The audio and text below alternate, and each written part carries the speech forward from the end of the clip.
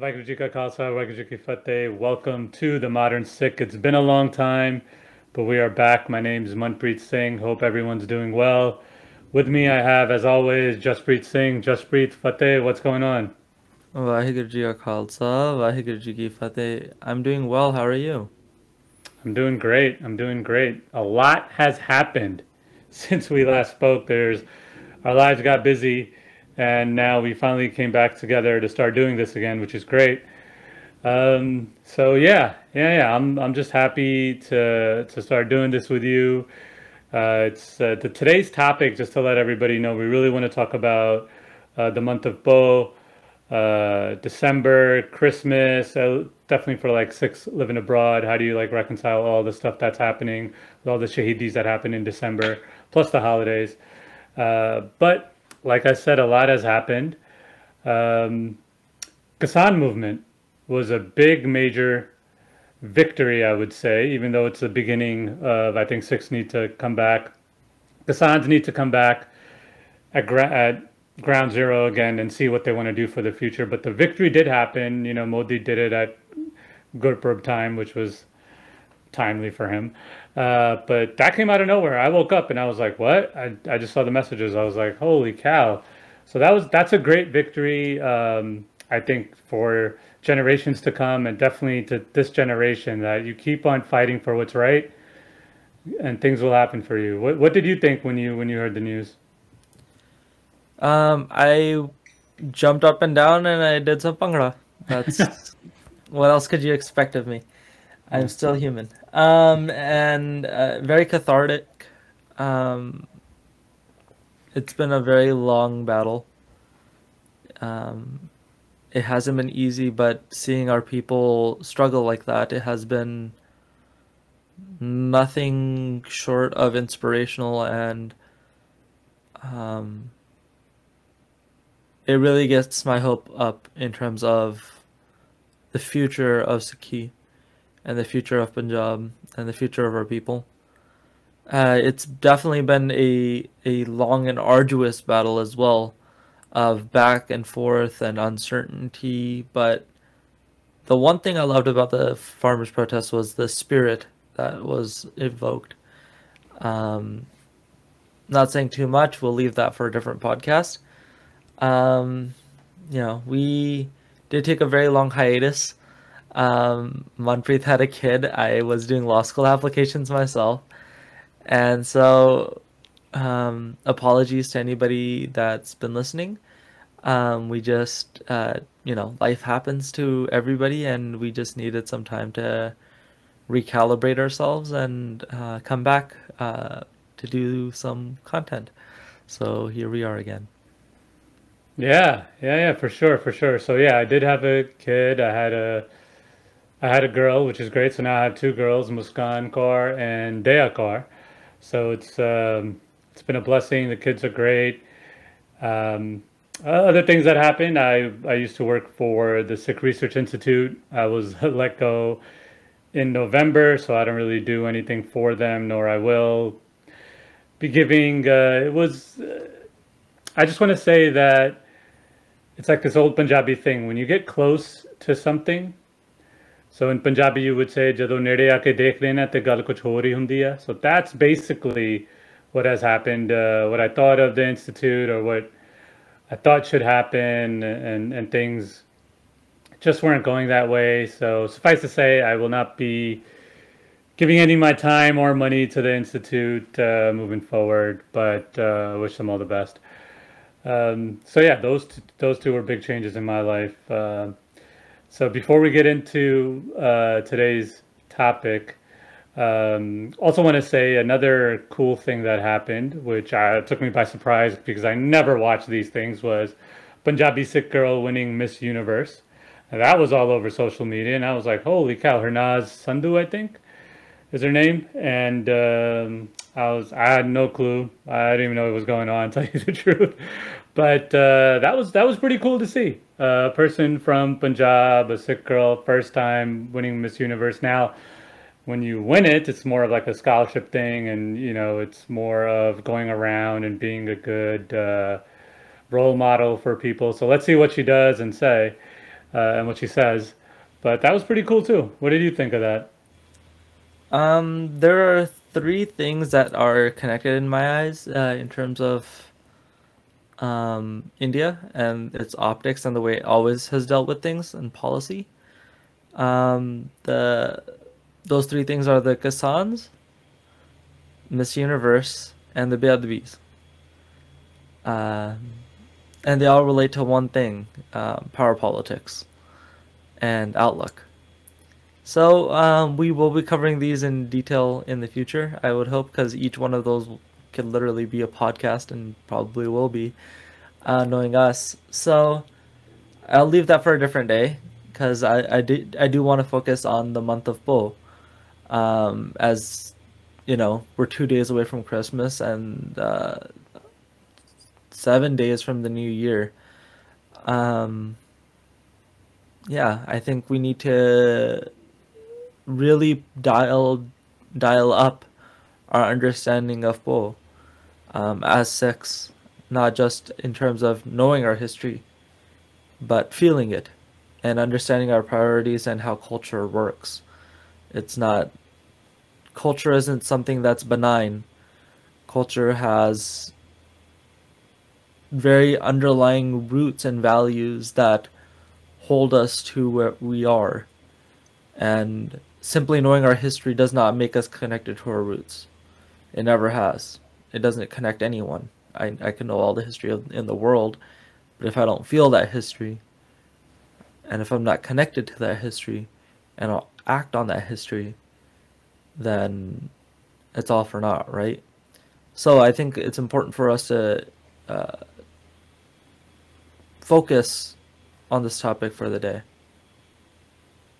Yeah, let's get into it. Let's get into the topic because I think you tweeted about something too about a month ago, and me and you were going back and forth on something about it, celebrating the holidays. So, first of all, why is the month of Bo, in your opinion, why is it a big thing for Sikhs? And by the way, I have to say that now I'm recognizing that a lot of people are recognizing that, at least on social, at least when I go on Facebook and I see friends and cousins talking about it. I never talked about it before as much. Now everyone's talking about it, so which is great to see all the sacrifices that happened for the calm back in the day. But yeah, let's talk about it. Go ahead. Yeah, I think the change is happening because people are getting educated. People are finally having the ability to learn about our history. I think I've mentioned this prior on our podcast as well, but if you look at our generation of Sikhs, we might be one of the, if not the most illiterate in terms of Sikhi that has ever existed.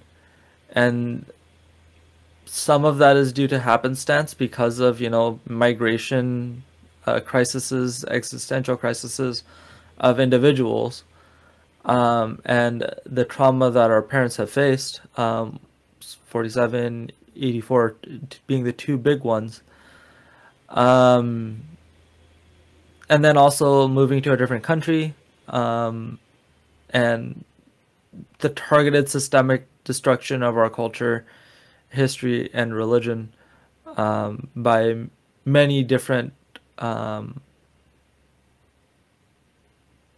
players at work has to be understood and it has to be given its credit. I don't completely blame our people, but I don't think we're without our blame as well. So it's great to see that we're finally taking steps and initiatives to restore the integrity of our history.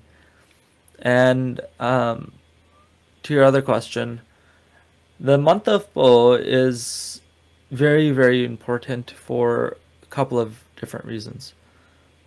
The biggest reason is, and the one that we talk about the most, is the Shahidi of the Char Sahibzade, the four princes of Guru Gobind Singh Maharaj. The oldest of which was 18 or 17 by some text, and 7 or 6 at the youngest end. And when we talk about their martyrdom, their shahidi, we have to understand and reconcile with the fact that the Guru didn't just think of his kids as his kids. He thought of us as his kids. And something that I've had to fight with, something that one of the very few things in life that really do get to me is that the Guru gave up his 4 kids, and how am I acting? They died for me. They didn't die for someone else. They died for us. They died for values, and he gave up his biological kids because he saw no difference between me and them. And I've been trying to find someone that has done something similar in history, ever. Can't find one. From Prophet Muhammad to Jesus to Jesus didn't even keep his apostles in around him when it came to keeping Christianity alive. He sent them every 4 corners of the earth to keep Christianity alive. And after the battle of Jamkar, Vaheguru, Guru Sahib only has 3 Sikhs with him, and he is completely okay, and he does not care.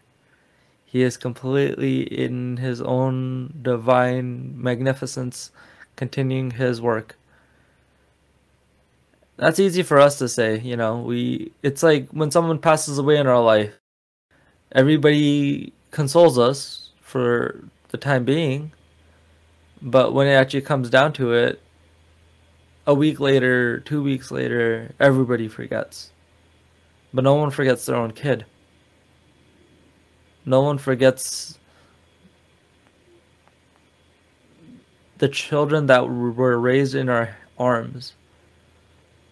And it reminds me of a quote from Tolkien. He says, no parent should ever have to bury their kids.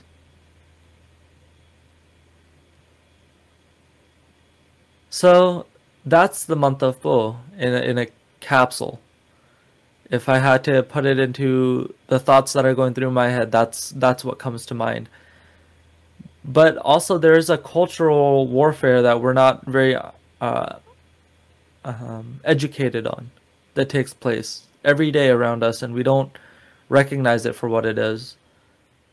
And I don't mean that in a let's panic and turn everything into Sikhi. We should have Sikhi cereal and Sikhi shows. No, I would love that, but no, that's not what I'm talking about.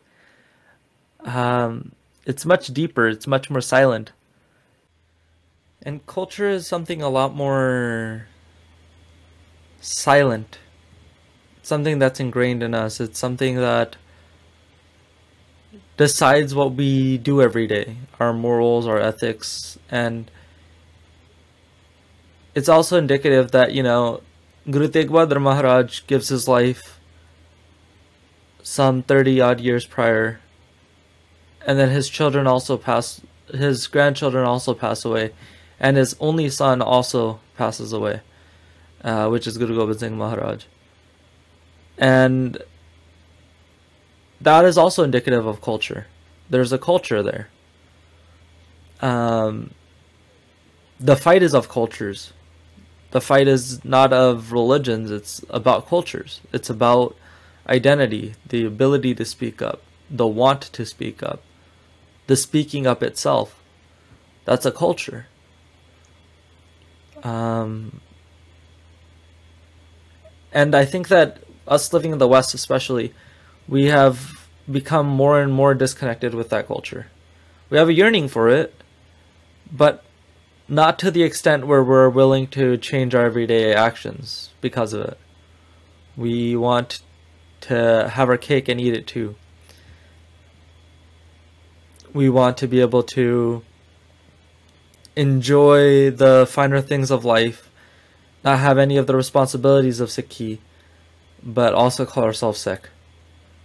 And I think that's something we have to start grappling with. So I think that's why it's important for us to start here, is what is Bo, and is it the holidays for us, or is it a time to rekindle ourselves every single year? Yeah, that's tough living in the West, living in we live in America, but that's a tough thing to ask for people in general. Forget alone just the month of Bo and all the Shahidi that happened, just even without that, just, living with Sikh values and culture. But, I'm letting everybody know that if you do not know what happened to the Char Sahibzade and you don't not know the Battle of Chamkaur and all these things, simple Google search is away. That movie that came out, the animated movie years back on Char Sahibzade, was great in my opinion. And you guys should definitely check that out. It made me cry. So it is a big month, and how do we? Now I have two girls. Yeah, they're very young, so can't even keep their attention on the TV for, especially the 2-year-old, for more than like 5 seconds. But where do you? Where? Why can't we have both? Is my thing.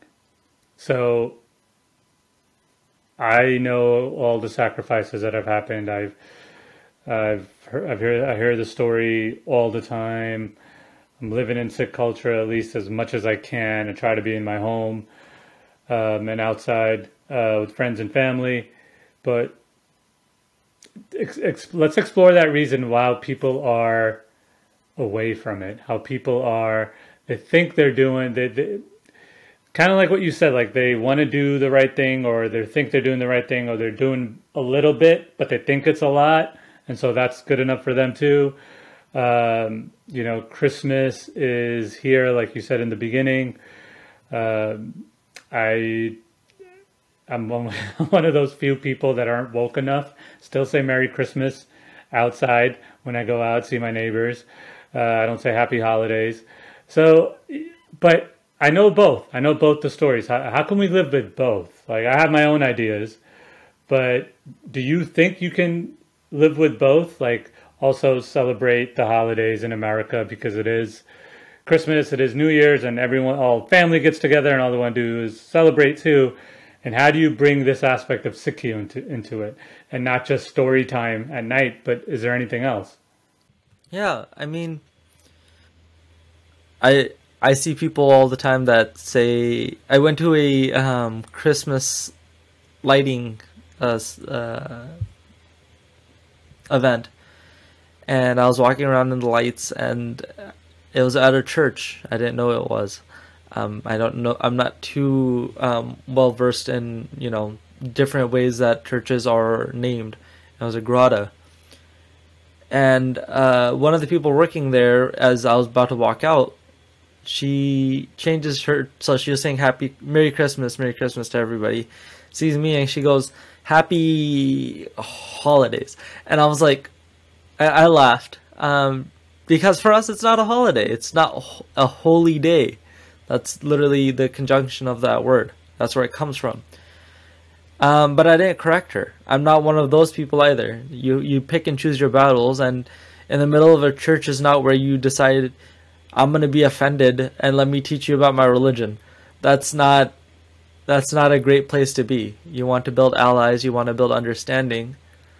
And I was there to look at lights. I wasn't there to explain the martyrdom of the Chote Sahibzade or Guru Tegh Bahadur Maharaj and the Battle of Chamkaur. I wasn't there like, let me teach you. I'm not gonna do what the Christian missionaries do to us. Show up at Vaisakhi and being like, Jesus died for our sins. I felt like I was gonna be doing something very similar if I started speaking there. So there is a reasonableness to it, right? Go do these things that you can only see during this time of year. Enjoy the labors of the world and the toils of the world. But our household is an institution as well. There are policies that we admire of the world, and we do those things outside of our house. And then there's the things we do in the house that are different. And if we don't implement what we're trying to teach these kids, the next generation, in our own household, then that's on us. We can't blame anybody else for, the lights that are in our household. That's the four of us or three of us, me, my wife, whoever in the future, and our kid or kids are the only people in the household that need to be considered in that calculus.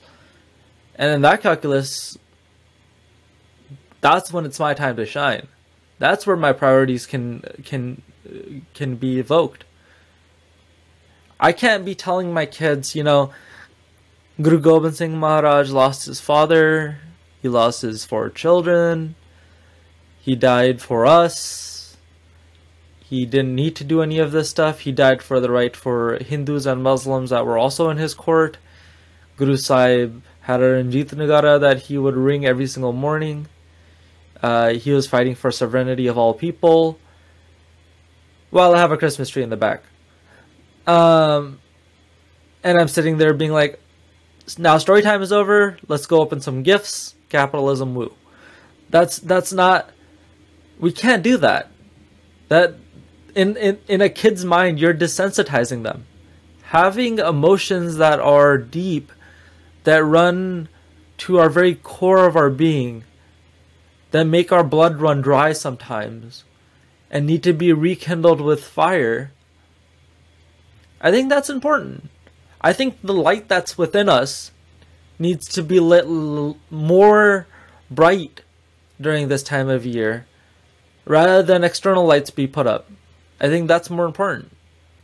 And that's where my priorities center. But again, I speak from someone that's connected to that culture. I feel my history. I don't talk about my history.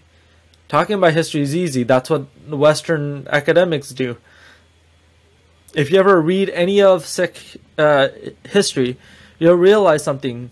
Kavi Sanapat writes Sri Guru Sobha, and in there when he talks about Baba Ajit Singh, he calls him Ranjit Singh as well.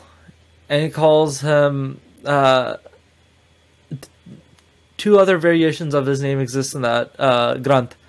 And then also, when he mentions Baba Fateh Singh and Zorawar Singh Ji in the same breath, people get dumbfounded. He's like, but they both got shaheed in 2 different places. Why does he say that they both got shaheed together? Because Kavi Sanapat is a poet. Because when he writes, he's talking about the younger one out of the 2 who decided to still walk on that path. It's easy for the older one to be like, I need to be the role model for my younger brother or sister. That's easy. That's another reason. But the younger one is just doing whatever they want to do. Younger kids never have the obligation of being the role model. They just end up following. And the fact that the younger one decided to go after and be like, yeah, what he said, that's miraculous. Our history was never written from the perspective of a dude shoots a gun, he shot this dude, and then moves on. That's never how our history has been written. When we talk about Guru Arjan Maharaj Shahidi, we talk about how he lives in the river that he was drowned in. Does anybody live in a river? I don't know about you, but I could never live in a river. I would die. The language that's used in our history is to inspire us, to evoke the spirit within us. If you read The Spirit of the Sikhs, you'll realize very quickly that our history has never been, our language, our vernacular has never been literal. It's always been figurative. It's always been colorful. And it's been done that way because it's supposed to make us feel something. And we're taking that feeling out of it. In my perspective, by, here's Baba Ajit Singh Ji, and here's Santa Baba. Let's watch Char Sahibzade one night, and then the next night, let's go back to watching How the Grinch Stole Christmas. I'm not saying don't watch those movies. I've watched them growing up. It's fine to walk in the world. It's important for us to learn the ways of the world. But at the same time, it's important to learn our ways. Bhagta ki chal narali, chala narali, bhagta keri bikham marg chalana. Lab lob ankar taj trisna, bot nahi bolana. Kannyo tikhi valo nikki et marg jana. That this path of the saintly people, the holy people, the virtuous people is a very sharp, narrow path that we have to walk on. And in that path, we have to renounce a lot of things. And I'm not asking, your 2 or 3 year old daughter to do that. I'm asking you to do that. Oh, there's like a moth in my room. But anyways, I digress. And when it comes to that history, when it comes to that,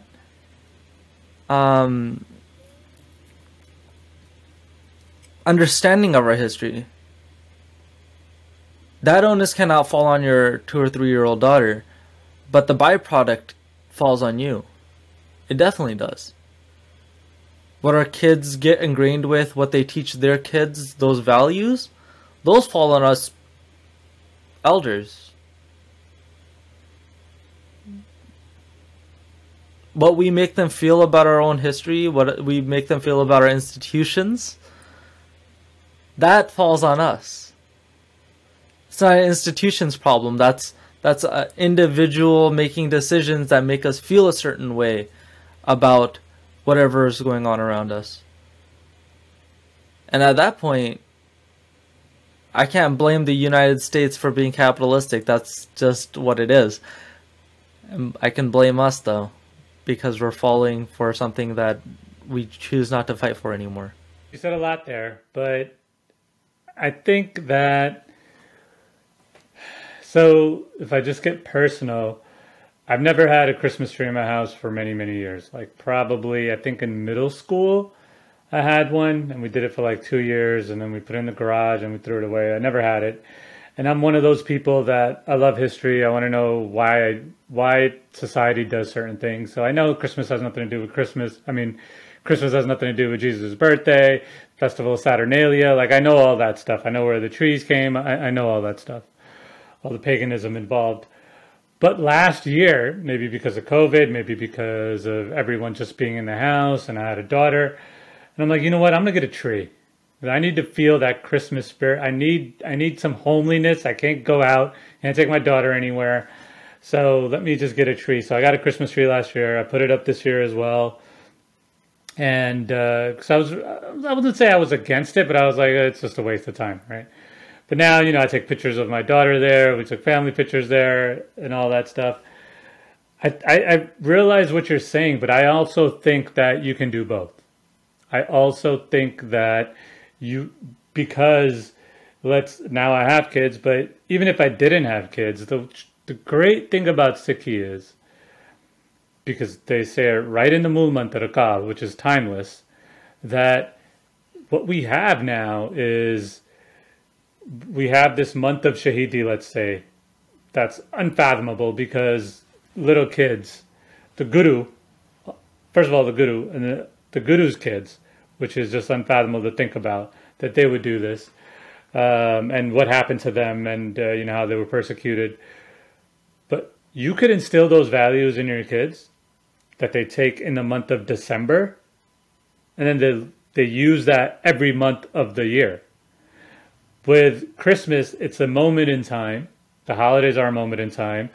In America, Canada, you get all these days off during this time. So you are going to be with your family. You are going to, have good food. You are going to gupshup. You're going to do a bunch of these things. You can have a Christmas tree or not, doesn't matter. But you could do all the Christmassy things, get presents. But you could also instill those values, and when you do Path together and when you talk about the history, like, okay, this is what happened.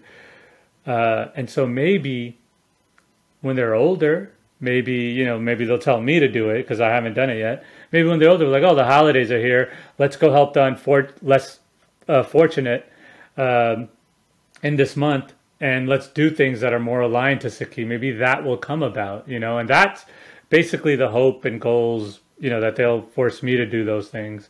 Because all I really do personally is give money. I haven't really gone out at soup kitchens or anything like that. But those are the types of values you could instill, and I think those could help along. I think those are throughout the whole year. Doesn't have to be during this time only. Matayaji has like this great thing too, where he's like, if you don't give presents on Christmas and all that, that's okay. It's not a big deal. But your kids are kids. They don't know. They're 2 and 3 and 4. They don't know. Like they don't. You can't be logical with them as much as you want to be, and as much as people treat them as like adults, which is funny. But Mataji is like, Guru Nanak's Gurpurab's here. Why don't you get something for your daughter, as a present there? You don't have to get it on Jesus' birthday. You get it there and instill that value. So, things like that. So there's a bunch of things we can do. So I think there is a best of both. I think it's obviously the easier path is just celebrating Christmas and doing all those things. The road less traveled is definitely talking about Shahidi and doing things in the Sikh cultural sense. But I'm a proponent. Like you could have both, and if you do it the right way, things are going to be right. Yeah. There are absolutely, you can do both and here's my solution to it. This is a compromise that I've come up, and there's two that come to mind.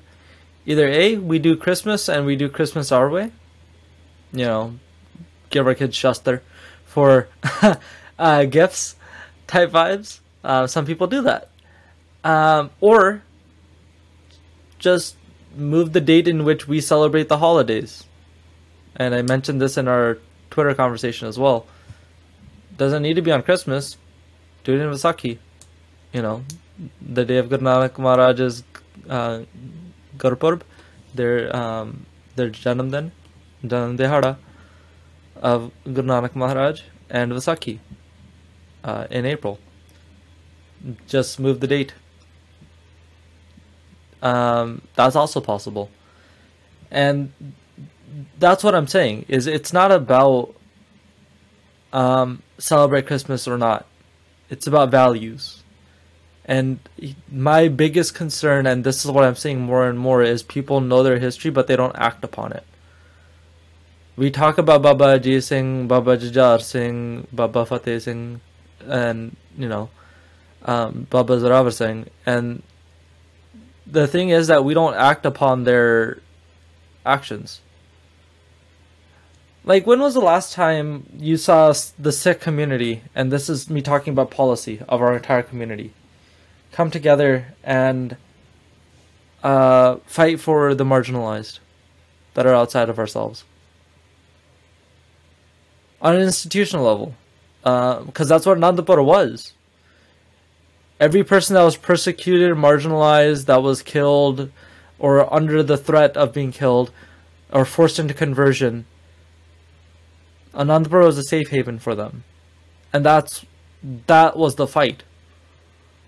The safe haven versus the tyrannical government. And I don't see it taking place anymore, because we don't feel our history. We don't. It's not in our gut. It's not, again, like what you just said, giving to the homeless. Did you know that the holiday season is the most giving time of all? The only time of the year where food shelters are filled to their brim. The only time the homeless get more than they ever need is during this month. But for the next 3, 4, 5 months before summer are some of the most brutal, because people think they've done their obligation. They feel good for a day. They feel good that one time we went out and we gave gloves and blankets to the homeless, and we've fulfilled our good humanitarian rewards for the year, and we move on. That's not how this works. That's not how the Sikhs work, at least. Never has been. And that's the thing we need to wake up to. We don't smell the coffee. We don't smell the BS. We're surrounded by crap at this moment.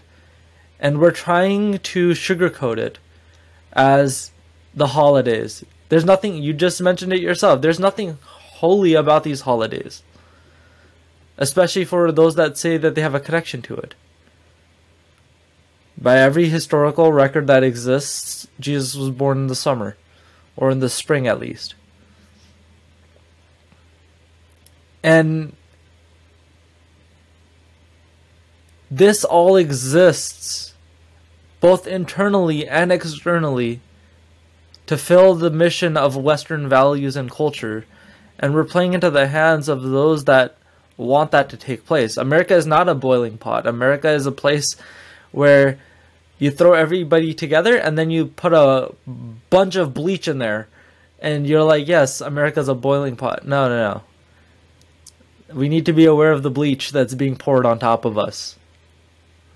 In our language, our clothing, the way we sit, our values, the reason we tie the stana, the vernacular we use, the way we talk to one another, the way we go through the world, the way we look at the world. These things are all impacted by what a lot of people nowadays call core memories for children.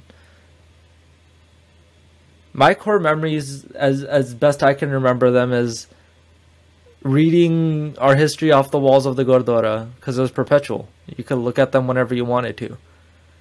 For me, my core memories were when my mom didn't know about the tooth fairy and she gave up after the third night that she forgot and just gave me a quarter and told me to throw the tooth away. That one always makes me laugh every time I think about it. There is a middle ground between us being able to raise our kids in a Western lens and not make them feel like they're missing out on anything, but at the same time making sure that they doubly know and are aware of what the battles are in the world. Because this is policy. That's how we have to think about it. Our house is an institution. The world is an institution. Everything that exists, everywhere we go, we're getting indoctrinated in some way, shape, or form by someone trying to push an agenda. That's how the world works. That deep down, we all know this, but we're not aware of it. We don't understand the ramifications of this system that we're all partaking in. Everybody is a salesman of something. And more often than not, it's snake oil. But we fall for their marketing tricks. That's what happens more often than not. Yeah, maybe. But look, man, you cannot. I understand exactly what you're saying, and it's not the blame or the. It starts with you. You can't do it on institutions, whatever, like you said, because they're not about Sikh culture and Sikh values. I mean, let's just say I've been in Sikh institutions that say all this too, and still don't do the right thing when it comes to Sikh values and Sikh culture. So it's like, who could you trust? Where can you go? Because me and you are talking and making this podcast, but majority of the people look for others' guidance. They don't open that book themselves. They don't watch an educational video themselves and try to deep dive into it more. Most of the world goes to Sikh institutions, whether it be Sikhnet, the Institute, or Gurdwaras, to get their information and have people tell them what to do. That's how most of the world operates. So That's completely okay. I have no problem with that. J. Cole has a song and he says that the blame can go as deep as seas. If I wanted to blame them all, I would need like 40 CDs.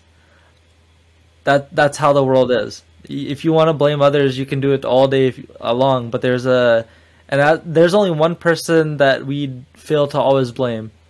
It's ourselves. We always let ourselves go. We always come up with excuses for ourselves. And there's no problem in that. That's the world, right? I don't come after you. I don't come after anybody else. I just know there are consequences of our actions. That's how the world is. It's not good or bad. It's consequences. If you want to have a Khalistani kid, you teach them about Khalistan. If you want to have a kid that doesn't know Punjabi, you teach them English, you send them to a Christian school, you do whatever you want to do in terms of Western values, and that's what will pop out. Maybe, maybe. I mean, it's very black and white. Like, I'm a Khalistani kid and I have a Christmas tree. That's completely okay. But there's also the aspect of how we raised our kids. Will they be the same way? Because it deteriorates over time, right? Everything does. Everything deteriorates over time, no matter what it is. And that's what I'm saying. Even then, at that point, that's where the pedal meets the metal, where the tire hits the pavement. And how long does it take for that deterioration to take place, and did it happen under our watch? That's the line we have to draw. Generations live and die by the individual efforts of members of each generation. That's why the part of Bull that needs to be mentioned the most is Guru Tegh Bahadur Ji Shahidi the last month that led to the inspiration of the next generation. Yeah, we're at the deteriorating point. We're the deteriorated point. We came from Guru Tegh Bahadur Maharaj as part of the House of Nanak, and we've come to here. And I'm not saying that as a bad thing. I'm saying we need to wake up and smell the coffee again. Deterioration of values is what we see in Canada, where, you know, the fourth or fifth generation is naming their kids Stephen. And that's where we have to learn. I know, and I'm not knocking that culture. I'm saying that's what takes place, because that is our future. I see American Sikhs headed to where Canadian Sikhs are today. And we blame them, we laugh at them, we make jokes about it all the time. But we're just fortunate that we're closer to Punjab than they are. But their parents had to go through the exact same things that we're going through right now. The same decisions we're making right now. It's just we are fortunate enough to see the product of those decisions. And unfortunately, we're still making those decisions. And we're still walking that same path. And we're saying that we're the exception to the rule. And look, but Jose at school makes fun of our daughter because we don't have a Christmas tree. Or, she doesn't get gifts every year. Or all of this. I had to change from 7th grade on in the nurse's room at my school, because I used to wear my kirpan to school and I couldn't show anybody, so I had to go to the nurse's room every single day before and after PE class to change my clothing. I made the choice to take Amrit, and there was certain consequences of that. But I look back and I wouldn't change a single moment of how my parents raised me. I wasn't raised with a tree. Back then I used to hate it, because I was like, why can't I get presents? Even now we have these battles in the household. I'm not saying it's easy. I'm not saying it's comfortable. I'm not saying it's not understandable that people are raising their kids a certain way. And I'm not saying it's good or bad. I'm saying there's just consequences. And not being